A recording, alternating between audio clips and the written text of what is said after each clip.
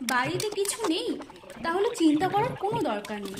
শুধু সুজি থাকলেই মাত্র 10 মিনিটে এমন মজার সুজির খিচুড়ি ঝটপট বানাতে পারবেন। একবার ট্রাই করলে বারবার বানাবেন। বৃষ্টির দিনে বা সকালের জল খাবারে যদি একদম অন্যরকম স্বাদের খিচুড়ি খেতে চান, তাহলে আজকের এই সুজির খিচুড়ি আপনার জন্য সেরা অপশন। চাল ডালের ঝামেলা ছাড়াই আজ আমরা বানাবো একদম পুষ্টিকর সুজির সবজি খিচুড়ি। তার জন্য লাগবে সুজি, মটরশুঁটি, আলু, টমেটো কুচি, পেঁয়াজ লঙ্কা কুচি, চিনি, হলুদ, নুন, তেল, আদা রসুন বাটা, গোটা জিরে, এলাচ, দারচিনি, শুকনো লঙ্কা আর তেজপাতা আর সামান্য মশলা। আমি এখানে সাদা তেল ব্যবহার করছি, তবে আপনারা চাইলে ঘি ব্যবহার করতে পারেন দারুণ স্বাদের গন্ধের জন্য। তুমি কড়াইতে সুজি ভেজে নিয়ে তুলে রাখুন। এবার সবজি আর মশলা দিয়ে 2 মিনিট ভাজুন।